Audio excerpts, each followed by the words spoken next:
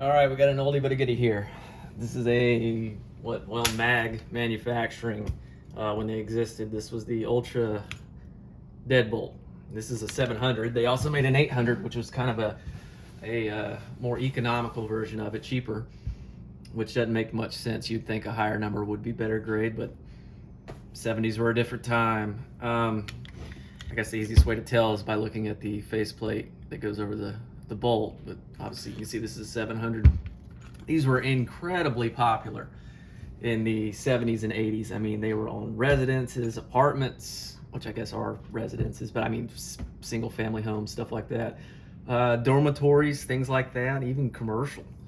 They're unit locks, stout unit locks, incredible unit locks. If you talk to any locksmith that was around or during the 70s or 80s doing locksmith, they'll undoubtedly tell you that these are great locks, and they'll also probably tell you that they installed hundreds of them. They're so easy to install, so easy to service, rekey.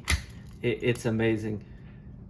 I don't know why they went away as opposed to tubular deadbolts, which are now in style, but these things are amazing. So I'll kind of show you how these all work. A little backstory.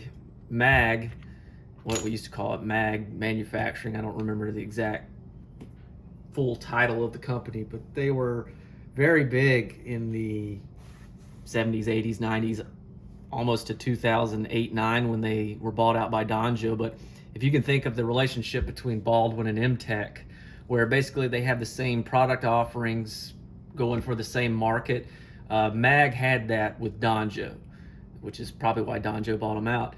But I mean, strikes, sash locks, rat plates. Mag, in my opinion, made the best rat plates ever. I don't know, maybe I'm looking at history in rose-colored glasses, but for some reason theirs just seem to fit better than Donjo's ever has or has since.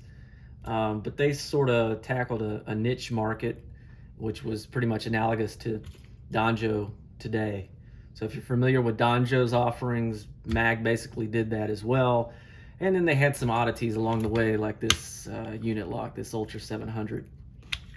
I've got a cutaway here, and I've got a new one in box. Actually, I've probably got 20 or 30 in the shop, new in box, because the company used to install a ton of them back in the day. But I'll kind of show you the breakdown of how everything works. Not much to these. First of all, they're not handed. You know, you can flip them either way you want, which is kind of ironic because this is a factory cutaway or a factory display, I guess. And if you can see, well, when I say they're not handed, I mean they are to a point. They're beveled.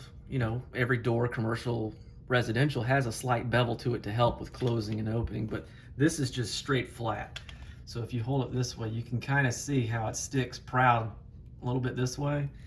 So I just think it's funny that when these displays were going out, Mag didn't think to make a beveled version. So I don't know. That I guess that's what I'm saying, is that that's really their only handing. Taking these apart's very easy. Along the edge of the door, you got two screws right here. Very, very similar to a Lori deadbolt in some ways, in that we're not tackling anything from either side of the door. We're going to the edge first because that's gonna allow us to go towards the mounting screws. I guess you're not doing that on a Mag, but I mean a Lori, but you know what I mean. These are, let's see, 7/64s. There's two Allen head screws. No, that's not it. That's 5/32. I'm sorry. There's two screws right here, mounting screws, I guess if you want to call them that, but they're really not, and I'll show you why in a second. But take your Allen head screws, loosen them up. Now what's going to happen, and this will make more sense in a second, I'm loosening it right now and it's about as far as it'll go. It's really starting to bind. And you'd think, oh, this one's done. No, not really. You got to alternate. As you're loosening them, you're going to loosen until you get to the bind, and then you're going to alternate to the other one. It's binding there. I'm going to alternate here. And you can see it's starting to pop off. And we're just going to keep doing that until we're clear on both sides, or both top and bottom of the door, and then that should allow us to slide it out.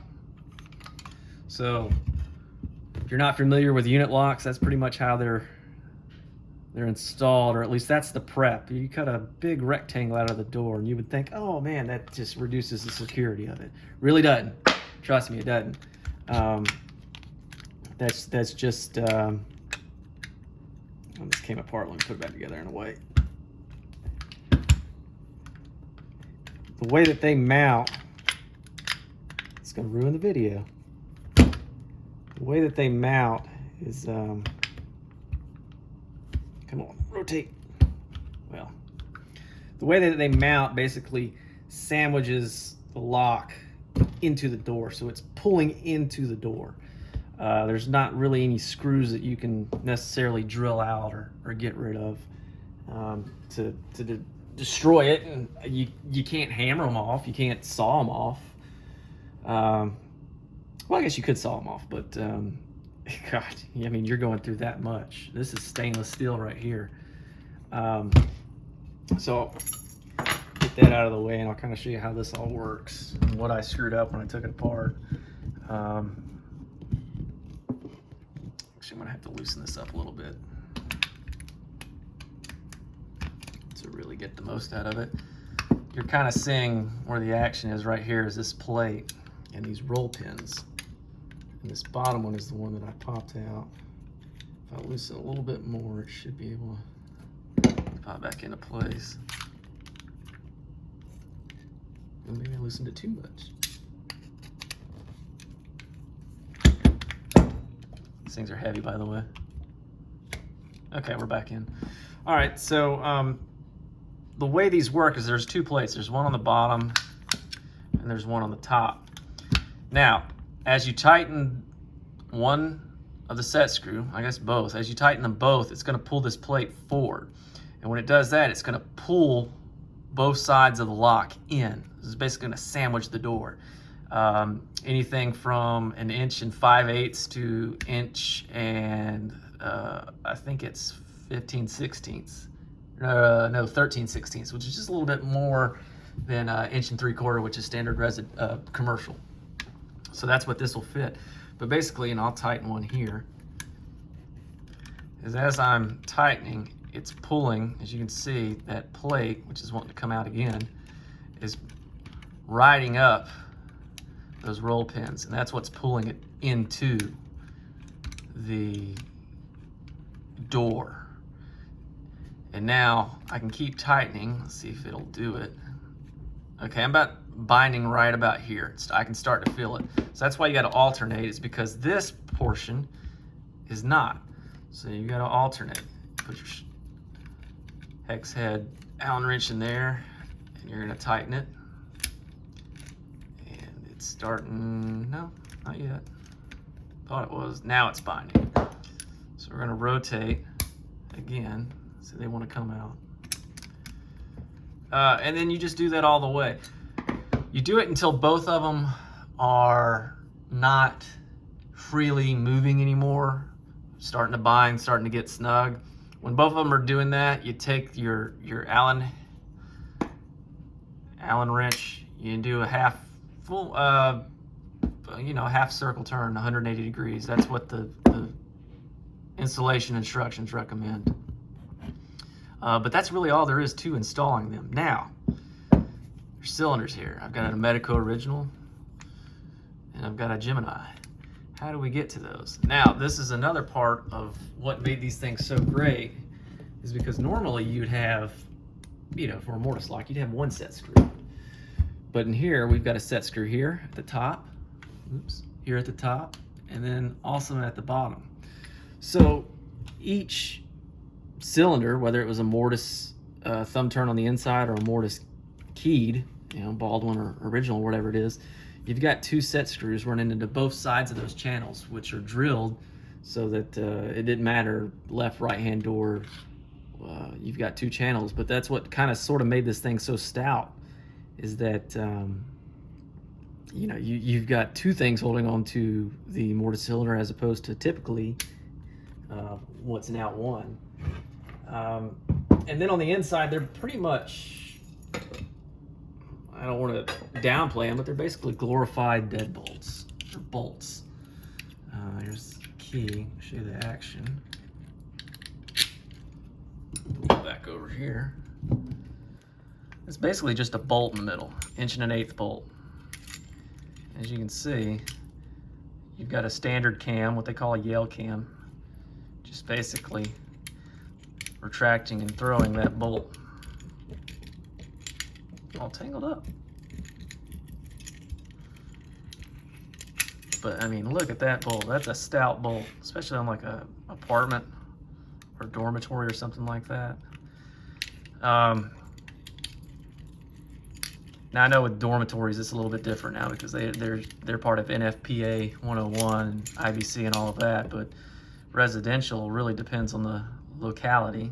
And I guess it's the same way with NFPA 101 and all of that, but high occupancy stuff like a dormitory, you really need one motion egress, so this really wouldn't fly. But in Georgia, we don't have any sort of life safety code as it relates to a single family home, freestanding home, something like that. So I don't know why these things went away or why they stopped making them or selling them, because like I said, MAG went out of business or was sold in 2008, 2009, and these things really had their heyday in the 70s and 80s. So, you know, that leaves the 90s, early 2000s. I don't know what happened. But that's basically, that's the MAG 700, MAG Ultra 700. And we'll loosen this back up. We'll put it back on, show you how easy it is to do. Believe it or not, that notch that I showed you earlier is actually very easy to cut. You don't have to do any mortising, anything like that. You just, you know, you cut your rectangle. And if you fudge it up, you don't do a straight line, whatever. You've got to, you know, I don't know, 3/8 of an inch here, 3/8 of an inch down here, covering it up. So I mean, you can't really mess it up all that bad. I mean, you really have to get carried away with it. But we back out again. There we go. Oh, I guess I got to put the shield on. That's what the shield's for. Well, I guess what I'm saying is that it's a very forgiving install, and that's why so many people loved it.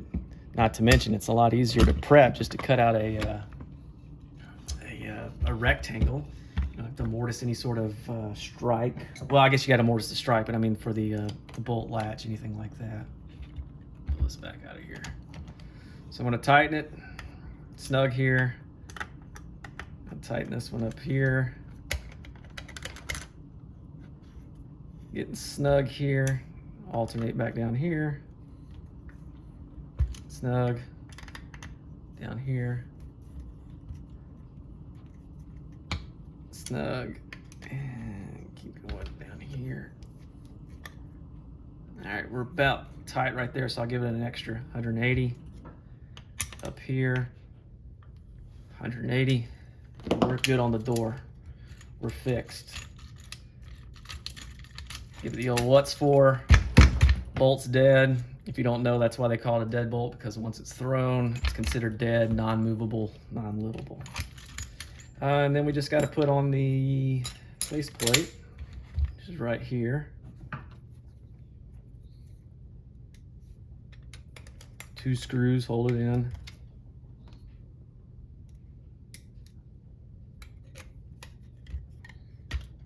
One more test. We're good. I mentioned the cam earlier, but it takes a standard 1 1/8" mortise cylinder. You could presumably go bigger if you just had a larger cylinder collar, beauty plate, whatever they call it, beauty ring. I guess now I should mention, now that I look at this, as opposed to the 800, the 800 had a large built-in escutcheon. This one just has a standard, you know, 1 1/8" mortise lock, which you'd see in a commercial building right now. So I guess that's another good way to tell the difference between the two. For some reason, the bolt faceplates are otherwise illegible. But this is the box that they came in. Wherever maximum security is desired, Ultra 700 does the job. And then shows you down here. See that, like I said before, adjust from 1 5/8, which is a little over 1.5 inch, to 1 13/16, which is a 1/16 of an inch over 1 3/4 inch. Cylinder not included. Gardenia, California. They moved to San Bernardino towards the end, I believe. There's the patent number if you wanted to look it up. 3702549. Like I said, this one hadn't been opened, so this box was last closed when it was made at the factory or shipped during the factory. So Allen wrench for the mortise cylinder set screws. The templates, when they came on, these are stickers, so I can peel this off and affix it to the door. And it's really neat. You don't see that anymore. But here's your template for it. Really hard to mess up.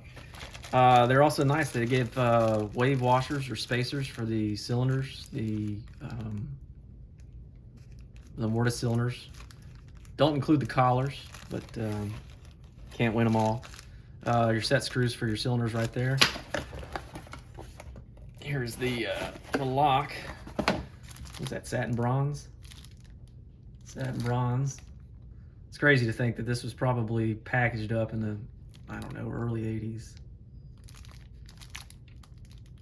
Actually, I take that back. I said earlier that this 800 had a larger escutcheon. That's not true, because there's a 700 right here that doesn't. Huh. All right, well, I eat my own words. And then you got your installation instructions, we'll look at it in a second, but here's the strike. Very hefty strike, almost like a commercial deadbolt these days. So that's pretty hefty. Sometimes on these instructions, they'll have the date that it was made. Let me see, just out of curiosity, if they have that here. It doesn't look like it. Sometimes, like in the late 70s, they had the date on here. They could help you identify when or about it was made. But other than that, it's just pretty standard instructions. If you go by it, there's only 4 steps to install these things, which pretty much is true. Pretty much to them. No. But here's a rubber band from the, I don't know, at least 80s. Wild. But that's it. That's the MAG Ultra 700 deadbolt.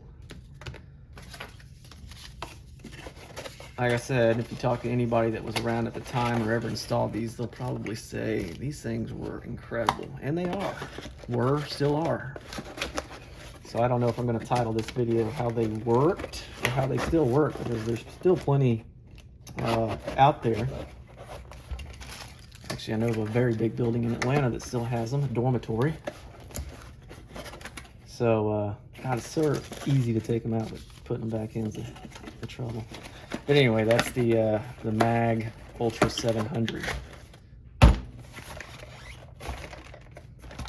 This box probably has asbestos. All right, thanks, y'all.